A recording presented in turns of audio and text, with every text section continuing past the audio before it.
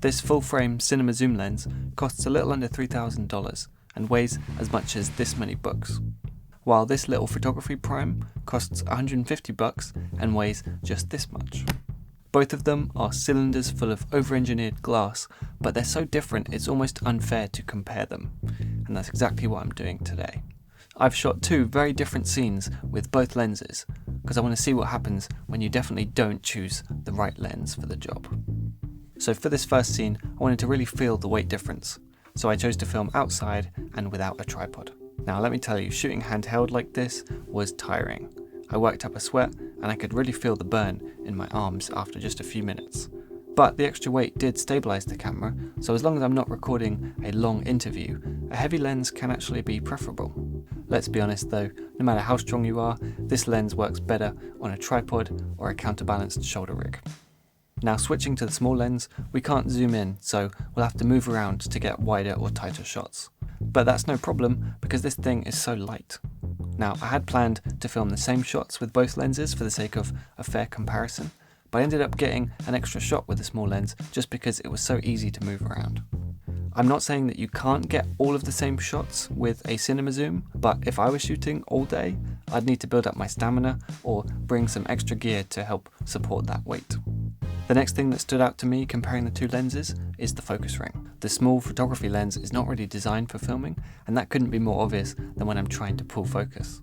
Being precise is a challenge when the smallest adjustments change the focus dramatically. It really took 5 times longer than it should have, which would be a real problem on a fast-paced shoot. Whereas with the cinema lens, I enjoyed the smooth focus ring that rotates about 290 degrees from closest to infinity. That would be ideal for keeping someone in focus on a documentary shoot or pulling focus take after take on a film set. So overall, even though the small lens does have its downsides, if I'm shooting something as simple as this, solo and outdoors, I'd choose the little guy. If I had a tripod with me or a crew, the big lens would be my choice, but by itself, that can't compete with something that weighs literally 20 times less. This next shoot was totally different, in a more controlled, studio kind of environment. I was using a tripod this time, so the extra weight of the big lens was no problem at all. But by far the biggest difference between the big and small lenses on this shoot was the focus ring. Using a cinema lens is so helpful here because we were sliding the camera closer to our subject. I was able to set up a follow focus so that I could rotate the focus ring smoothly and consistently, setting a mark for the end of the movement so I'd know where to stop. And this would have been even easier if I had an assistant to pull focus like they do on a bigger production. But even just multitasking by myself, I was able to quickly get some footage that I was happy with. Switching to the small lens, however, a follow focus was not going to work. The focus ring was too narrow to attach a focus gear, and it doesn't have hard stops anyway, so my best option was to focus by hand. I kept making mistakes, and it was hard to correct since I wasn't totally sure if I'd focused too close or too far, so it took lots of attempts before I got a usable shot like this. But to really put these lenses to the test, I wanted to try something more complex, a dolly zoom. For the cinema lens, I hooked up a wireless focus motor to control the zoom, and then we set marks to make sure that we started and finished on the same focal lengths each time. Here's the dolly zoom where you can see the camera move, focus pull, and zoom all happening together. Now on a real shoot, I obviously wouldn't ask any actors to control the zoom, but just for this test, it was all hands on deck.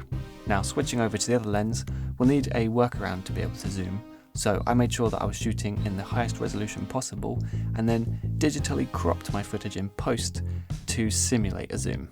Obviously that's not ideal for the image quality, but hey, when a lens is this small, we can't expect it to do everything. So here's my digitally cropped dolly zoom. I had to use a bunch of keyframes to get it looking this smooth, and the timing is still not great, so if I was going to use this method for a real shoot, I'd need to do some more testing. So comparing the two lenses, this time I'm confident that I prefer the cinema lens's footage as well as its process. It was faster and more repeatable than trying to pull focus on a tiny electronic focus ring. But I don't know when I'll next need to shoot another dolly zoom. So really, the value of a lens like this depends on how often we'll need to shoot precise, smooth focus pulls or zooms. So figuring out the best lens depends hugely on what we're going to be filming, what other gear we're using, and whether we're shooting with a crew or not. If I had the budget to rent a different set of lenses for every project, then sure, I could choose my lenses based on the focus breathing and the barrel distortion, but until then, I don't want to get distracted by those more minor differences. I remember years ago when I bought my first lenses, I did so much research to make sure that there wasn't too much chromatic aberration or vignetting, but it took months for me to realise that the most expensive lens that I'd bought was hardly getting used. Despite having excellent optics, that lens was getting left at home because it just didn't suit my filming style. That's why I wanted to compare such different lenses to see what really matters most to me when I'm shooting. On one hand, I do use a tripod pretty often, so I could get a lot of use out of a big lens like this, but I know that the weight would stop me from packing it for casual solo shoots. The small lens is perfect for when your camera's on a gimbal or if you're just doing a simple shoot, but if I had to use that focus ring every day, I know that I'd get really frustrated. So after shooting with those two lenses side by side, those are the things that really mattered to me, much more than focus breathing or the texture of the bokeh. So for most of my future projects, I'll be shooting with a medium-sized lens that gives me the best of both worlds. A nice focus ring without the heft of a cinema zoom. But shooting this test has reminded me to think carefully about what I'm shooting when I'm choosing a lens. So, my name's Simon Cade, this has been DSLR Guide, and I'll see you next time.